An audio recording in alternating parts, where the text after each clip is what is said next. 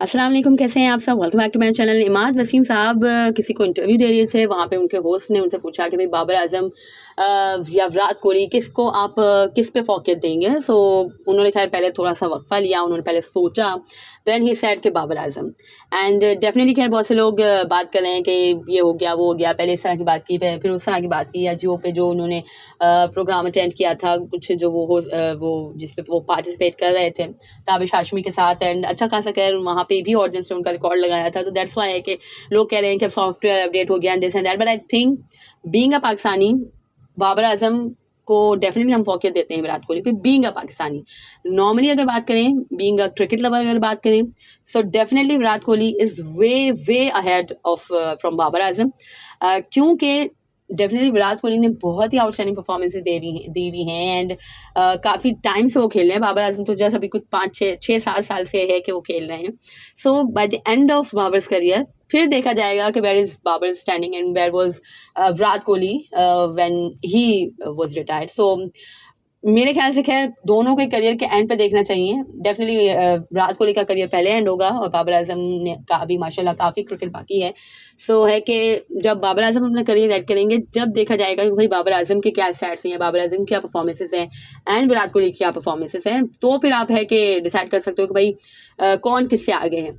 But I think अभी की अगर बात करें तो विराट कोहली डेफिनेटली बहुत आगे हैं बाबर आजम से। बट बीइंग अ पाकिस्तानी, भाई हमारे लिए तो बाबर आजम ही हमारा प्राइड है, और यही चीज़ उन्होंने कही जो इमाद वसीम ने कही कि भाई बाबर आजम हमारा फ़ख्र है, हमारी कौम का फ़ख्र है बाबर आजम। एंड है कि बहुत ही ज़्यादा लॉयल्टी के साथ, डिग्निटी के साथ वो पाकिस्तान को सर्व कर रहे हैं। कंसिस्टेंटली उनकी अच्छी परफॉर्मेंसेज आ रही हैं माशाल्लाह अल्हम्दुलिल्लाह। एंड मतलब एक है कि क्रेज़ और ये सब तो एक तरफ जो उन्होंने बात की, या जो बाबर आजम को फ़ौक़ियत दी उन्होंने विराट कोहली पे, क्लियरली उन्होंने उसका है कि एविडेंस भी दिया कि भाई बाबर आजम को हम के हवाले से हम बात कर सकते हैं, हमको क्रिटिसाइज़ कर सकते हैं। वो भी इसलिए लोगों को बुरा लगता है, बट इसलिए कि हम उसको बेहतर करना चाहते हैं, हम उसको एक अमेजिंग प्लेयर बनाना चाहते हैं।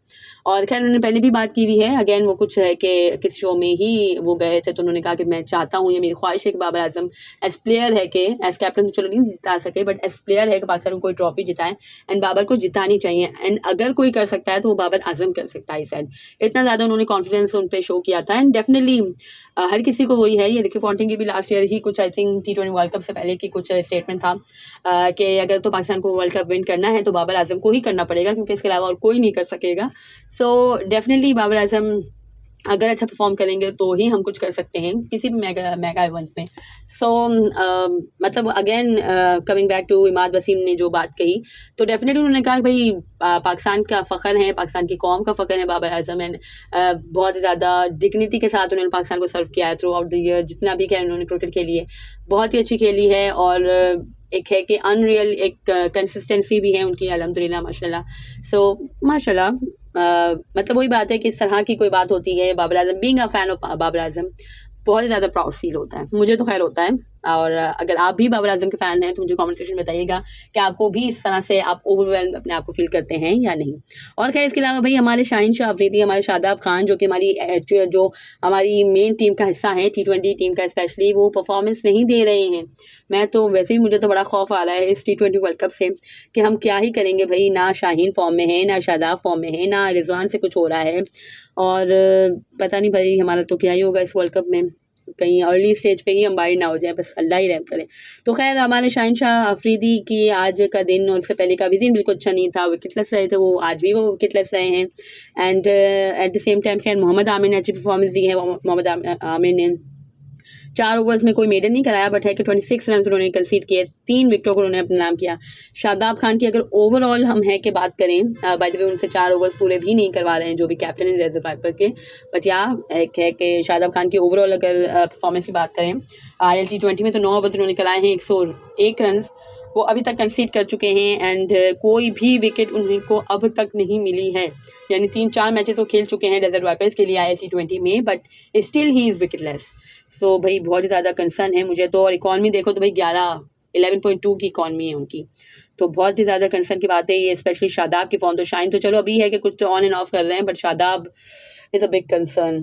और खैर शाहीन की अगर बात करें तो अगेन वो भाई साहब भी अच्छी तरीके से उनकी पिटाई हुई है। 4 ओवर्स में उन्होंने कोई के विकेट भी उनको नहीं मिली और 39 रन उन्होंने कंसीड किए हैं, यानी ऑलमोस्ट 10 रन पर ओवर उन्होंने कंसीड किए हैं। तो बस अल्लाह ही हाफिज़ है। और खैर ऐसी बात नहीं है कि कोई हाई स्कोरिंग मैच हुआ है, जस्ट आई थिंक कोई 149 रन ही बनाए हैं, यानी 149 रन में बकिया तमाम बॉलर्स ने अच्छी परफॉर्मेंस दी है या एक इकोनॉमिकल रहे हैं, एक्सेप्ट आर शाहीन शाह अफरीदी एंड हमारे जो शादाब खान साहब हैं। तो बस अब अल्लाह ही रहम करे हमारे ऊपर तो world cup T20 world cup में। और खैर इसके अलावा शादाब के हवाले से खबर ये भी थी कि मानकट कर दिया उन्होंने कुछ अंदर संदार। तो खैर मैं भी बहुत ज़्यादा हैरान हुई और मैंने जाके देखा कि भाई ऐसा क्या हो गया शादाब खान साहब को। तो खैर वो मानकट नहीं था, बैट्समैन ने मतलब शादाब खान बॉलर थे, बैट्समैन ने बॉल खेली एंड है कि शादाब के हाथ में बॉल आई, बट है कि जो नॉन स्ट्राइकर एंड पे थे वो आगे निकल गए थे, मतलब रन लेने के लिए पहले से ही वो आगे नहीं निकले थे, यानी बॉल रिलीज करने से पहले अगर है कि कोई बैट्समैन मानकट करता है तो उसको है कि जो रन आउट करने की कोशिश करता है तो उसको मानकट कहा जाता है। बॉल डिलीवर हो चुकी थी, बैट्समैन ने खेल ली थी, शादाब के हाथ में आई एंड है कि जो नॉन स्ट्राइकर एंड पे जो बैटर था वो है कि फिसल गए वो जो भी बैटर थे, तो दैट्स वाई है कि वो क्रीज पे नहीं पहुंच सके थे एंड शादाब ने आउट कर दिया। बट जो कॉलिन मुनरो उनके जो कैप्टन थे डेजर्ट रैपर के, उन्होंने है कि कहा कि नहीं, मतलब है कि वो स्लिप हो गए थे, दैट्स वाई हम इसको आउट की अपील नहीं करेंगे।